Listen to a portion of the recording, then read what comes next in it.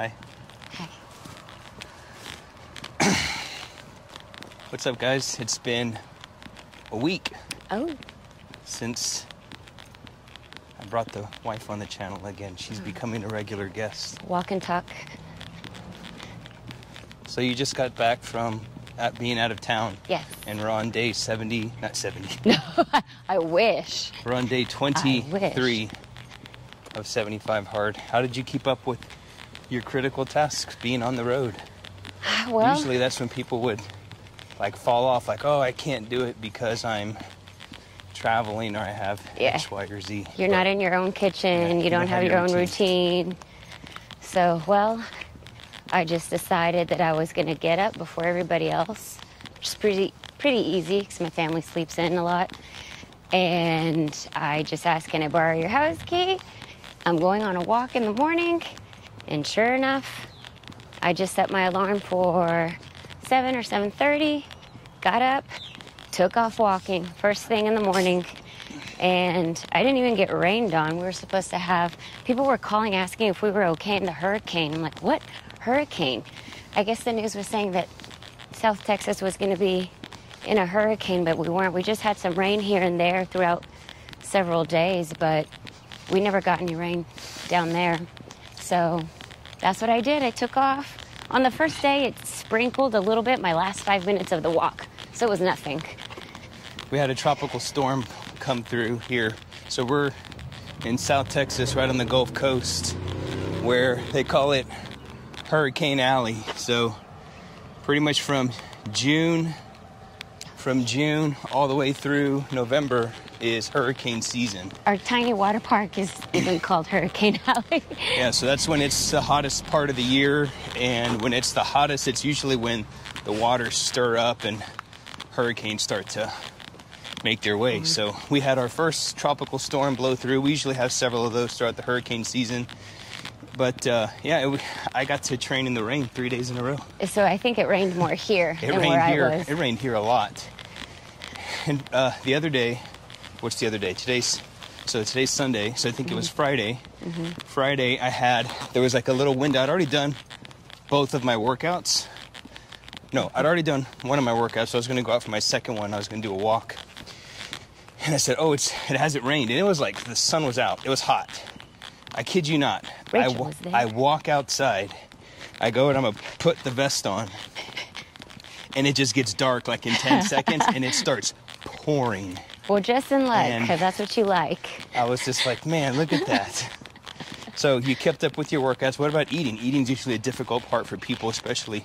I mean, not only is the challenge, the 75 hard program, not only is it difficult for the new person to stick with it on a routine. Now you're out of a routine. So how did you keep up with your eating? Well, I have my handy dandy app that I've been using for years. For those that are just maybe watching, one of the critical tasks of 75 hard is to follow a diet. Yes. And so there's no particular diet you have to follow. Just what you pick. Follow something, pick something and stick to it. So if you're going to do keto, do keto. If you're going to follow a fasting approach, do fasting. If you're going to count calories, macros, do macros. Yeah. So what approach do you have? Counting macros. Counting macros. That's what we follow. Macros. Yep.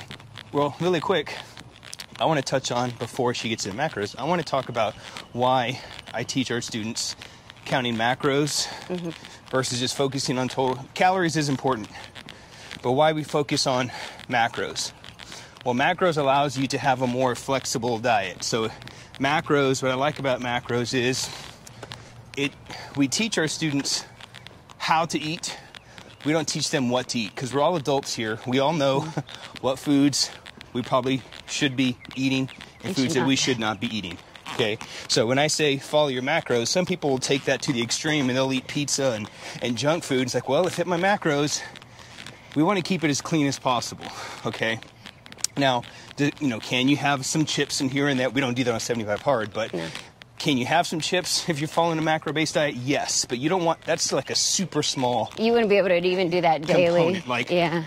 I've done it before where I've had I can do another 20 grams of carbs, so I'll do like 5 Takis. You know, it's just that little crunch, that little taste. Just a little taste. You know, but I don't eat the whole bag of Takis. Which is what you want to do. And so macro-based like eating lifestyle allows you to be a little more flexible.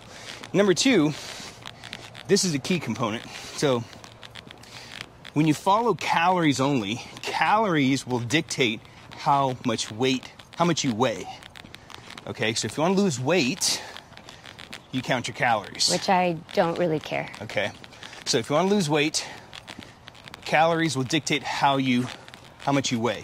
Macros will dictate how you look. That's what I care about. Okay, so the scale might stay the same. Maybe it'll come down a pound or 2. Yeah, who but cares? Your body will change shape because you're focusing on particular macronutrients. Okay, prioritizing protein as an example. Yes.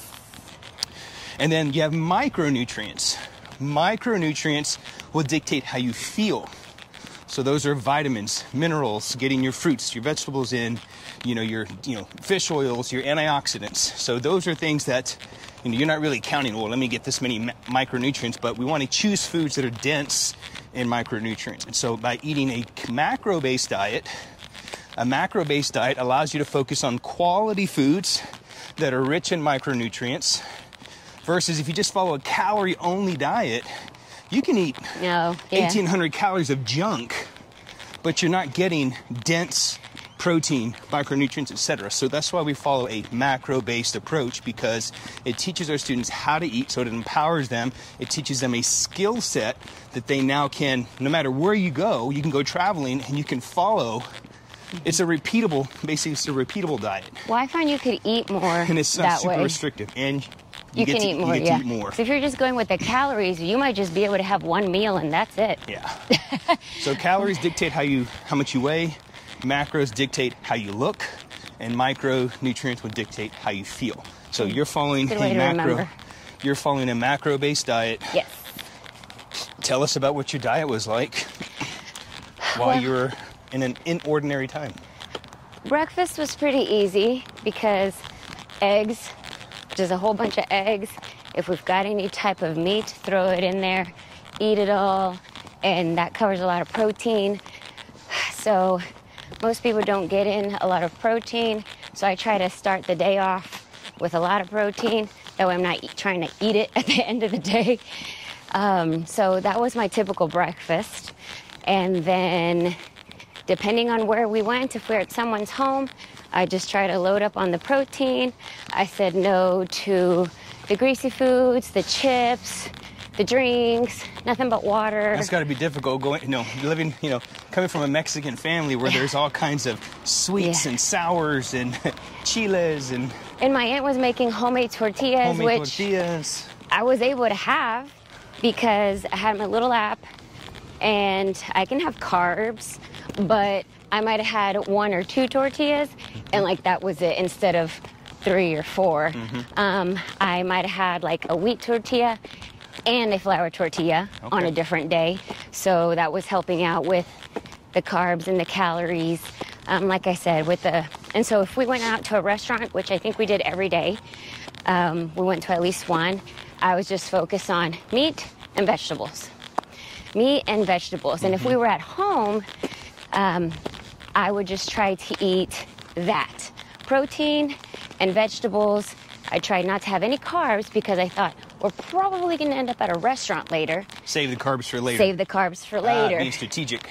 Yes, and that paid off a lot. So you see, I want to touch on that because I was able to enjoy and not be worried about, I'm going to go over my whole macro and calorie count. So you see, guys, what she's doing there, she's being very intentional about the things that she's doing, okay? So a lot of times if someone from outside hears that, they're like, oh, you're being restrictive, you should be able to eat. Well, I'm going to eat carbs.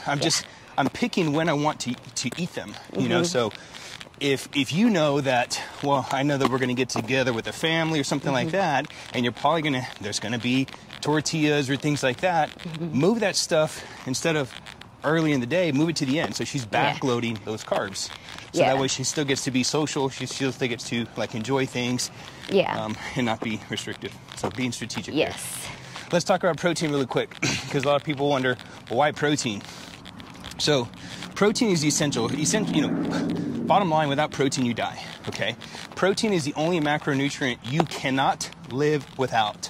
So fats and carbs, you can manipulate those. You can move those around. And usually carbs and fats they have an inverse relationship. So you can't have both high carbs and high fats, okay? That's when you gain weight. It's easy. It'll be easier to gain weight because if you have higher fats and higher carbs, it's going to put you way over total calories. So total calories do matter when it comes to fat gain and fat loss, okay? Mm-hmm. But it's the quality of those calories, which is why we follow more of a macro-based diet, okay? So those are usually at odds. So if you have higher carbs, you tend to want to have a lower fat diet, okay, like a low fat diet. But if you're going to follow a higher fat diet, that's going to consume a lot of your calories, so you're naturally going to have lower carbs. So my whole point there is you can manipulate your carbs and your fats. You can do without those for a small period of time. Protein, you cannot. So protein it's important. Is important because it keeps you full longer. So it's going to curb your cravings. So I think on average, it takes like 4 to 6 hours to digest like a serving of protein. Let's say like 4 to 6 ounces of protein. It will take somewhere between 4 to 6 hours, just depending on the person. Everybody's metabolism is different, but it will take 4 to 6 hours. So you're going to stay full long. So guess what? If you're full, you're not going to have cravings. You're going to eat less junk. Less tempting. And when you prioritize your plate with protein first, one of the things that we teach our students is when they're building out their plate is to build it starting with protein first. Build out your protein portion first, then you fill in the gaps with your carbs and your fats.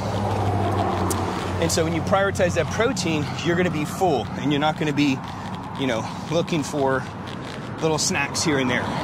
And I mean, this is not going to lead to a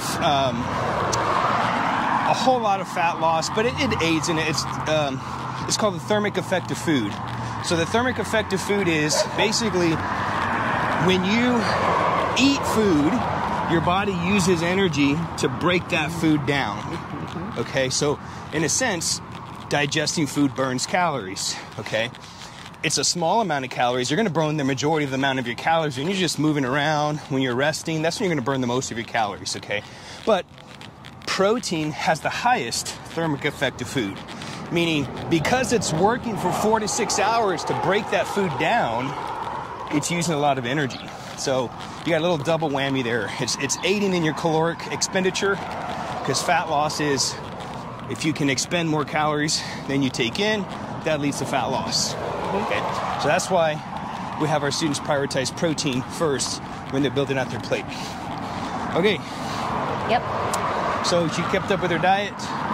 Yep. She kept up with her exercise, getting her daily movements. I actually wrote down in my notes on like my Powerless Notes, I put this is a little easier than I expected it to be. What was easier? Just doing everything I needed to do. Oh, okay. Getting not 1, 2 workouts in. 2 45-minute workouts. Yes. Not like 2 20-minute. Yeah, that was like, if I'm going to break, it's going to be on this trip. If I can make it through this, I even wrote that down. I was like, if I can make it through this weekend with all my 75 hard requirements, it's going to be a great accomplishment. Because next up is we have Utah. Oh, we've got a trip to Utah. So, and that's for a lot of days, longer than this 3-4 days that I was gone.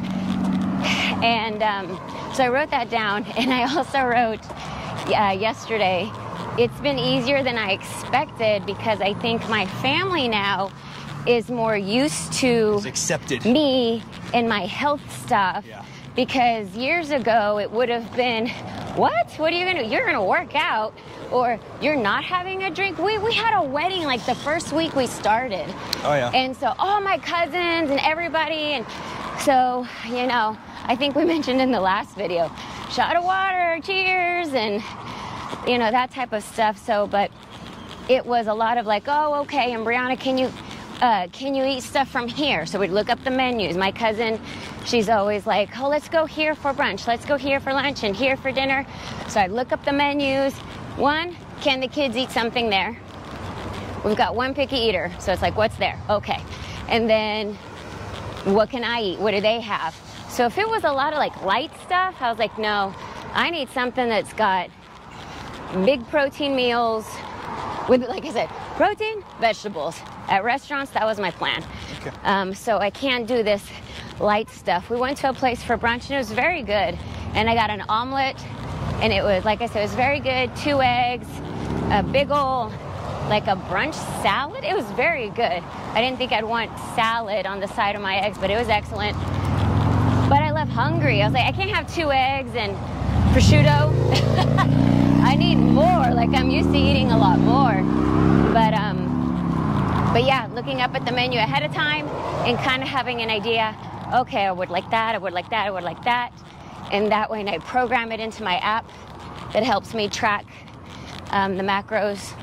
And so that way I could be on track.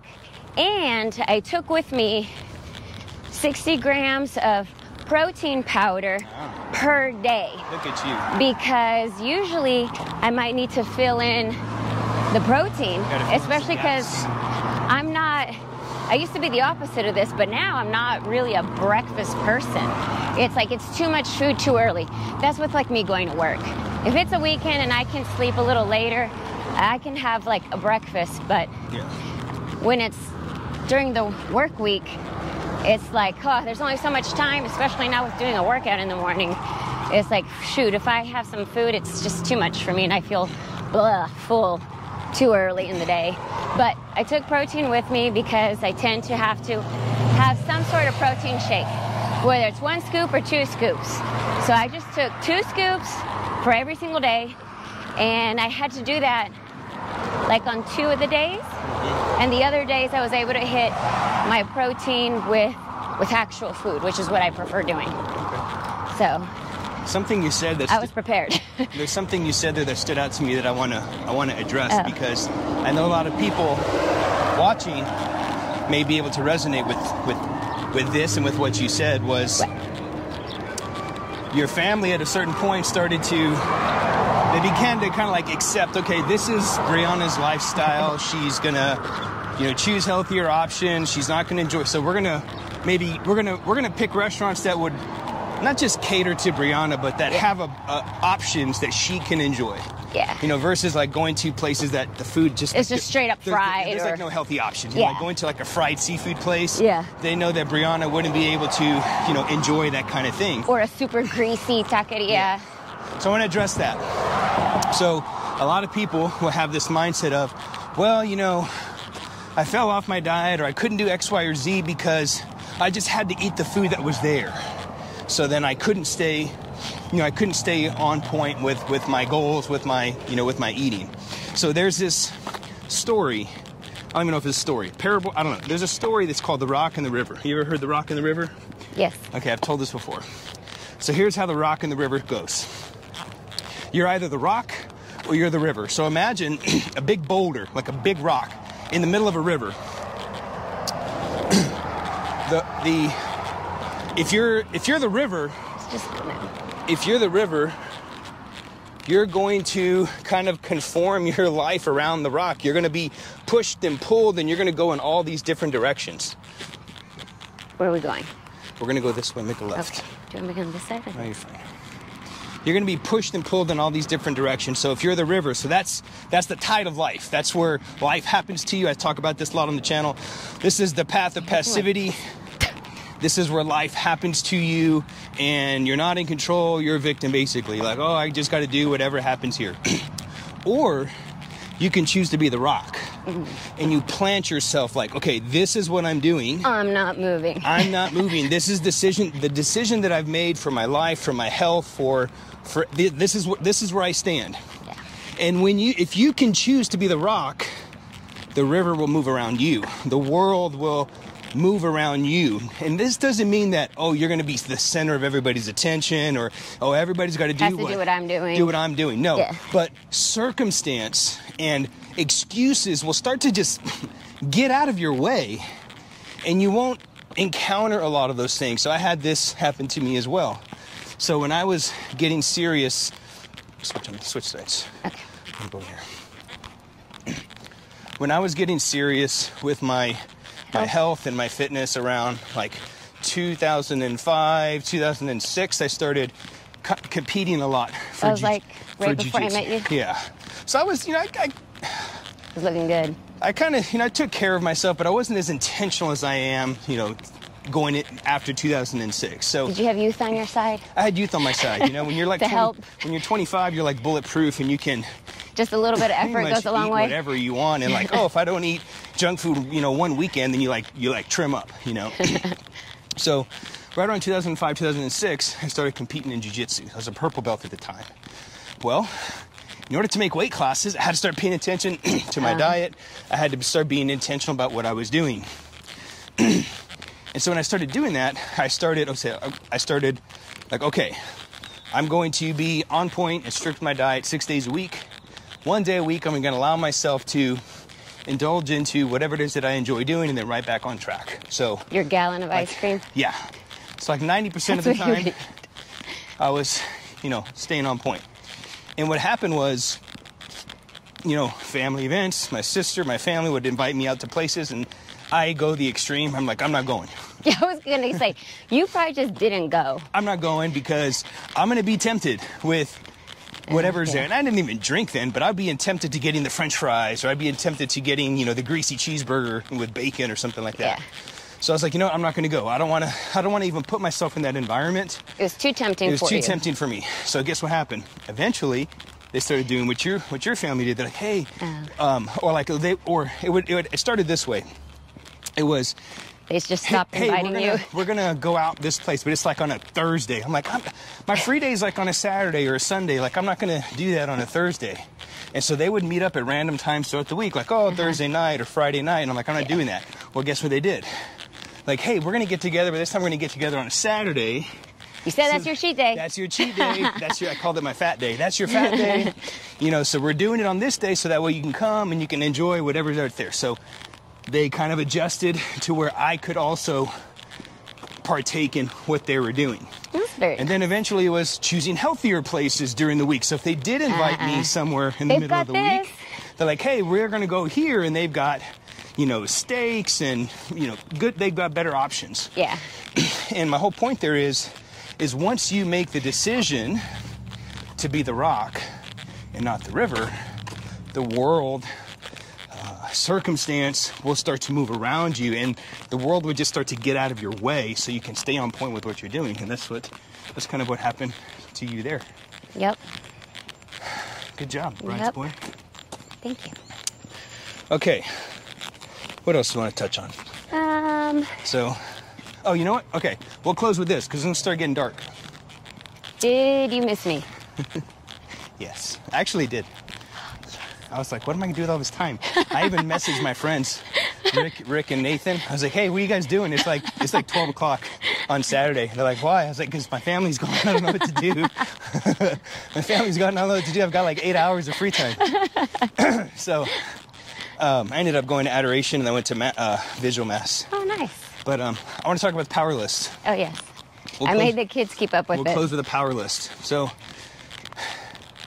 I had been doing, what's the word? Inadvertently?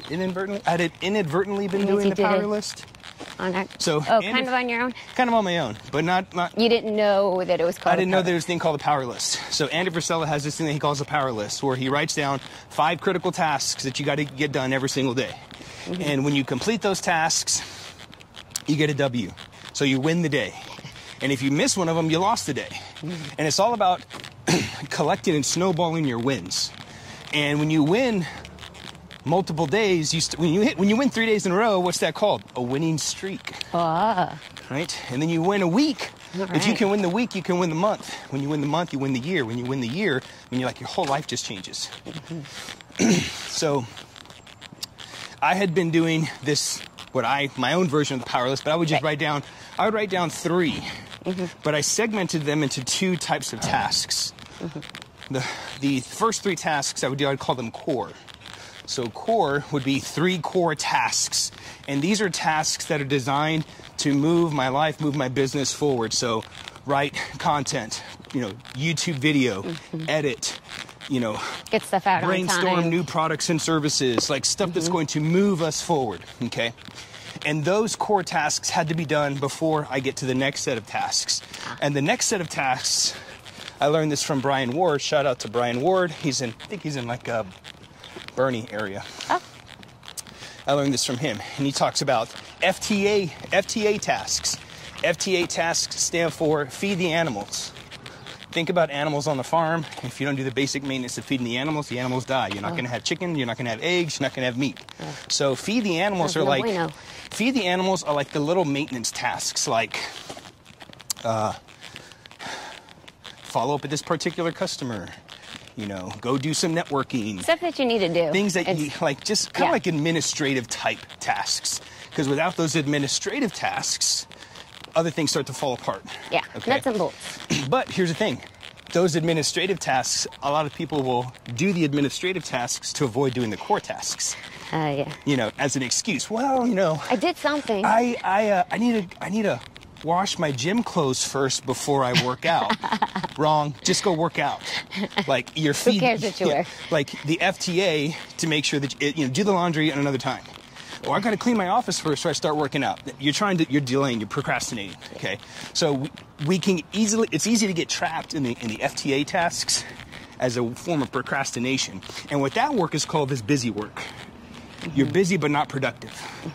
One of my customers, and I used to have my bread business, he said, being busy is like eating soup with a fork. He says, you'll stay busy but you'll go hungry. Yeah. You know, there's a difference between productivity. And so that's kind of how I used to segment those, and I got to get the core tasks done before I do my FTA tasks.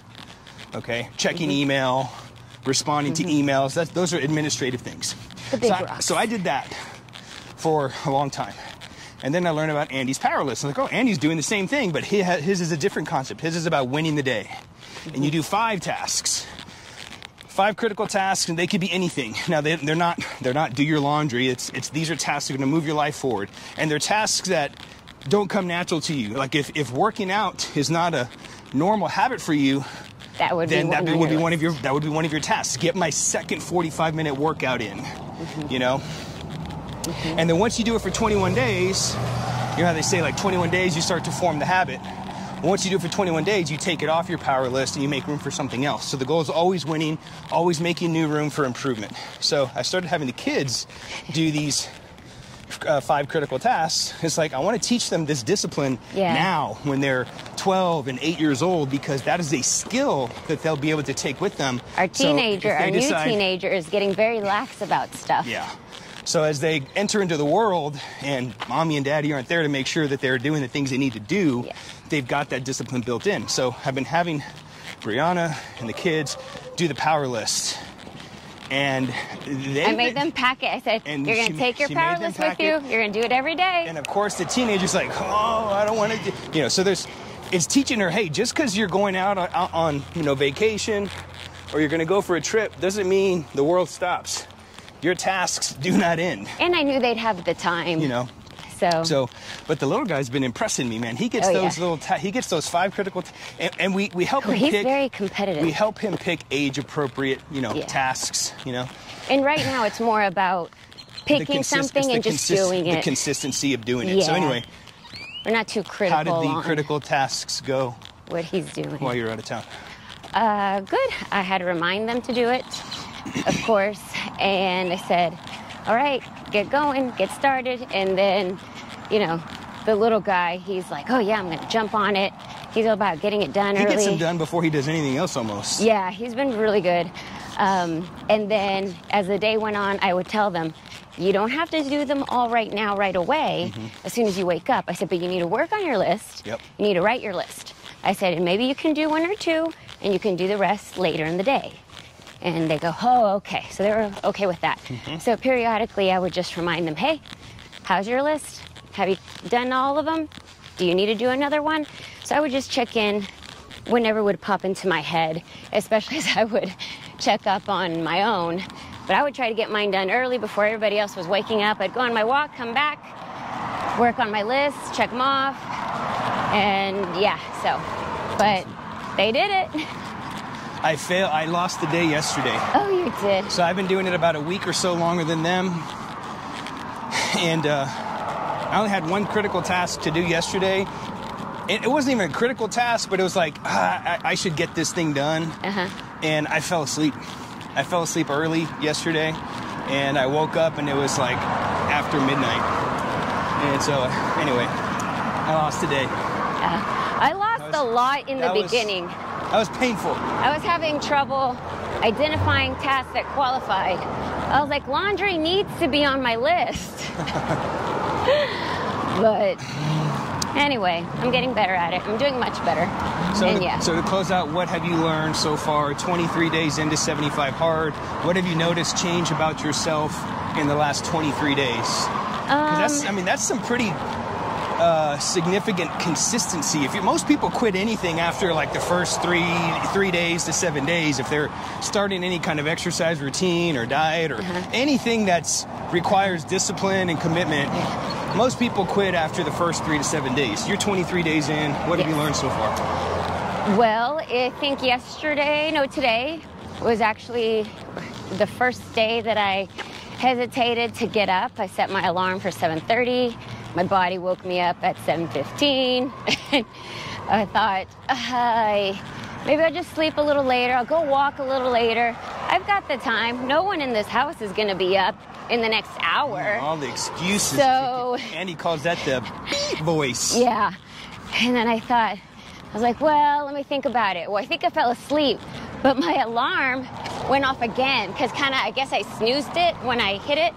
And so it woke me up like 5 minutes later. I was like, And I thought, it's almost 7:30. I got to get up. So I was like, just go. Just go. Because there was a possibility of rain also. And I thought, you're really not going to go. Yeah, I go, shoot. Because we're traveling back to Corpus today. How on earth am I going to do 2 workouts and go to bed at a decent time after I get back into town, which isn't going to be until late. Yeah. And I got to get up butt early tomorrow to go to work. I was like, I don't want to be doing that, so just go. And I had my clothes ready the night before. I put all my workout gear out. I remember to take my little ear pods, stick them in my little pouch because the shorts I was going to wear didn't have pockets. And so I was ready just to get up, change, glasses, brush my teeth, out the door. And I didn't ask. I forgot to ask yesterday if I could take the key, if somebody could leave me their key, so once I went out the door I could lock it. And when I went downstairs, there was a key waiting there for me. Look at that. And I was like, I didn't even ask, because I thought, I'm just gonna go. So what did you learn? What's the lesson? What's the takeaway? Just get up and go? Don't think about it? Just get it. You can't think about it too long. You'll talk yourself out of it. What would you tell someone that's watching this that is, again, 75 Hard aside. Especially if everybody else is asleep. Just go. Again, 75 Hard aside, someone that is coming up with all the excuses of why they can't, because there's always, I can't start because I'm going to be traveling at this time, so maybe when I get back I'll get started. So what would you tell somebody that is having those excuses pop up in their head? What would you tell somebody? Because you're like, you're the mom, and you've got all the things kind of going on, and you could easily have all the excuses of why I'll just restart 75 Hard when I get back. Yeah, and I work full time.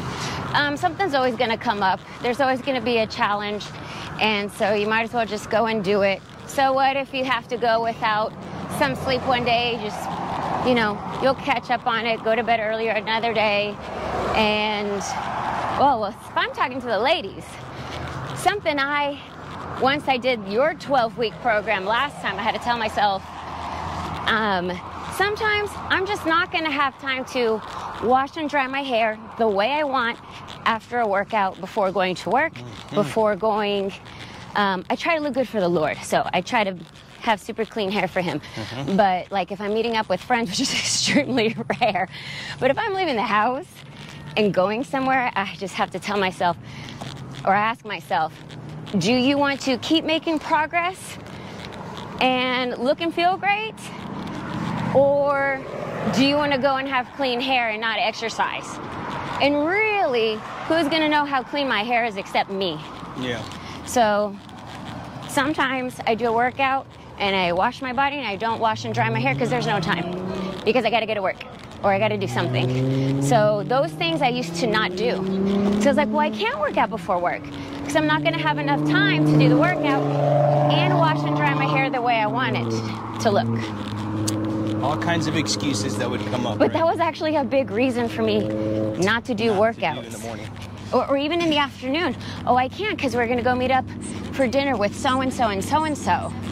So I can't work out because I'm not going to have enough time to wash and dry my hair the way I want it to look. So. My takeaway, and I'll probably say this almost every time, is you've got to get that first workout in early. Because if you sit, because the workouts need to be 3 hours, they need to have 3 hours of separation.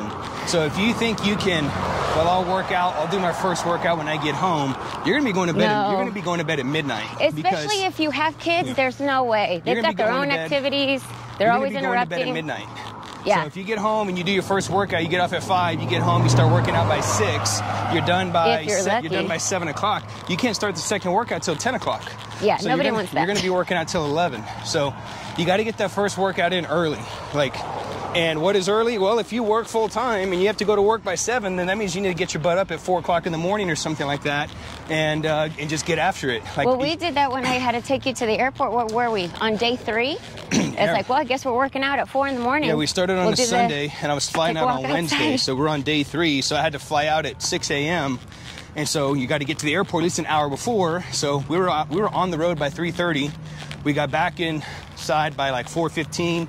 Well, after 4:15, and then started getting ready, and we're out the door, by like 4:45 to get me to the airport by 5 o'clock, 5:15. So you just got to get that workout in early. Yeah. And the second thing that I think I would say is, and I'm always going to say this too, is you need some plan your meals. Well, yes. For me, that's really I think important. that goes without saying. You got to have a plan. But you know what? Let's close out with this. You got to have a plan.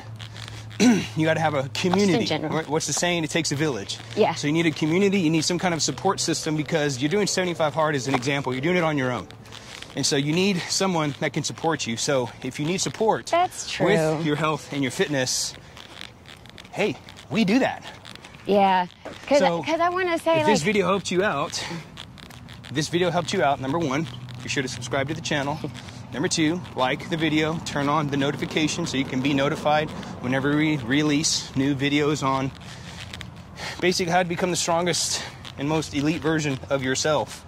And if you want to keep up to date with our journey of 75 Hard. So in the description section, I'm going to drop a link to our online community where you can join other men and women that are trying to become the best and strongest version of themselves. So if you need, you're gonna need a community. Inside there, we've got guides, training videos, templates that can get you started in the right direction. You can check out also some of our premium products. Coaching services are all in there, but the whole point there is we've got a private community where you can get in there and just get some useful information to get you started in the right direction. And people understand and like what you're doing, because if I had a really hard, this weekend, that was a big deal for me to actually stick to it. And then it's like, well, who am I going to tell besides you? My coworkers don't care. No one's going to support you. They just don't get it. So inside the community, you're going to have people, like I said, on the same journey. So they're going to give you the right advice. They're going to help you stay accountable to yourself. Encourage you. And they're not going to give you the excuses. Oh, well, you know what? It's okay. You've earned it. You can have that piece of cake. You earned it. Or you're going out of town. It's okay. You already worked out enough. It's not okay if you've got a goal. Yeah. It's not okay that you take time off if you have a goal. Yeah. Like if you're on mission and you're like, I'm working towards this. Oh, well, my family's getting together. No, you can't. I'm sorry, but you can't. It'll mess up your progress, and then you'll hate yourself for it. You're gonna have to start. You're like, oh, it wasn't worth it. You're gonna have to start all. It's never worth it if you've been working your butt off. All right, guys. I appreciate you watching. If you need support, click the link in the description section and turn on notifications. Subscribe so you can be notified of more strength training tips. Bye. Bye.